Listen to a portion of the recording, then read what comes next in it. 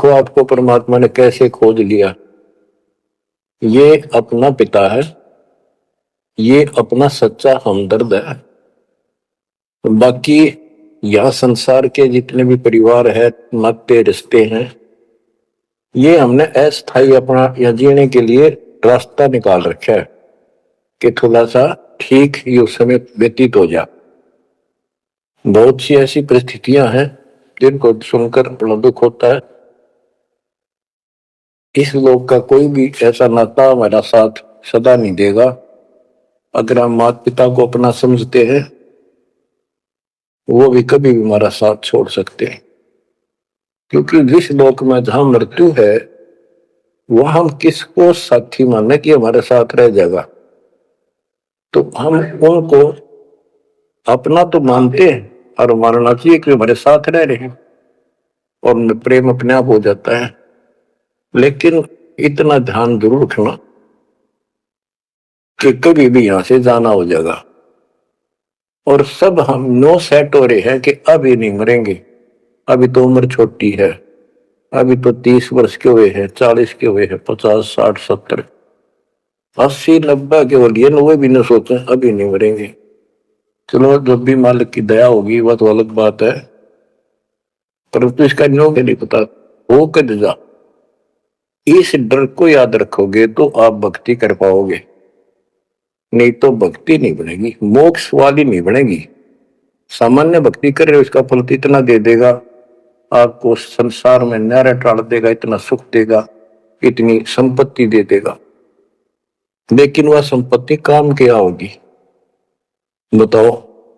जैसे अब्राहिम सुल्तान अदम के कितने ठाठ थे, राजा था, उसको उस संपत्ति जो उसके गले पड़ रही थी, उसकी जान का झाड़ बन गई थी, उसके जीवन को नष्ट कर देता वो ठाठ बाट, उससे मुश्किल से निकाला उस दलदल से।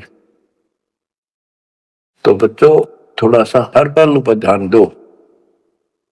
परमात्मा से इतना मांगो, साईं इतना दीजिए जाना कुटुंब समावे, हम भी भूखे ना रहे अतिथि न भूखा जाओ। ठीक है, परमात्मा ने संपत्ति दे दी, अच्छी बात है, मकान बढ़िया बना दो, बहुत अच्छी बात है, आपका बहुत है तो बनाओ, बेमतलब नहीं खर्चा किसी चोरी करके और तरह बकवाद करके 2 नंबर का काम करके, वो बनाया ना बनाया बराबर है, कभी भी नुकसान हो जाएगा। और जैसी सुविधा भगवान देगा आपको, औरों से न्यारी देगा, आपके मकान भी सबसे न्यारे होंगे, आपके यातायात के साधन भी सबसे प्यारे होंगे, और आप परमात्मा के विशेष भक्त हो, बेटा हो, बेटी हो, आप विशेष उनके लाडले हो, लाडली हो। विचार करो इस संसार में कितनी जनता भरी पड़ी है, भक्ति करने वालों की कोई कमी नहीं, किसी के पास भक्ति सही नहीं है।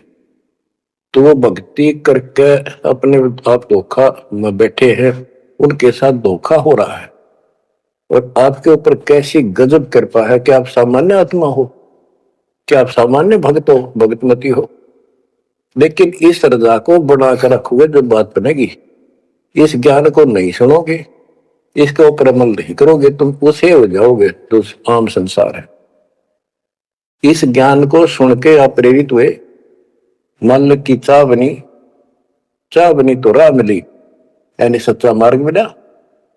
तो दुर्भाग्य उन लोगों का जो गुरु बनाए बैठे हैं, सुनते भी नहीं, तो वो अच्छी आत्मा नहीं है, इतनी अच्छी नहीं है जो मालिक की शरण आ जाए, उनको मालिक ग्रहण कर ले, होंगी वो आ जाएंगी।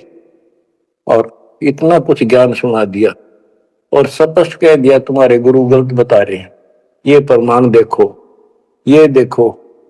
उनके ऊपर कितना प्रेशर है उस काल का, उनकी आंख भी ना खुलती, नो के निंदा करे हैं तो अरे तेरा गजब है, इतना गजब की भक्ति बता रहे हैं, इतना सुंदर ज्ञान, समझ साफ सुथरा, और हमने नो के वो निंदा करता है, वो तेरा गजब है। तो बच्चों इसको कहते हैं माड़ी किस्मत वाले। आपकी किस्मत, आपकी किस्मत को 10 शब्दों में बयान नहीं कर सकता। ऐसे कलयुग में जिसने टाइम भी को नहीं, 1 मिनट का भी, सारा दिन कितनी बकवास देख लो, मोबाइल घर घर हो गए, इन सबसे गंदे से गंदी पिक्चरें देख लो और सारा दिन इधर उधर की बकवास सुन लो। अब और समस्या होगी।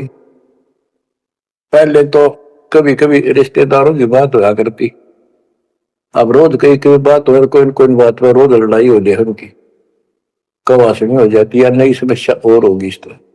और हम इसको भगवान के लिए प्रयोग करते हैं। हम परमात्मा की इन सुविधाओं को परमात्मा की भक्ति और उसके मंत्रों के लिए प्रयोग करते हैं, सत्संग सुनते हैं। तो बच्चों, आपकी किस्मत में और अन्य मानवों की किस्मत में दिन और रात का अंतर है, इसलिए इस भक्ति से दूर ना होना।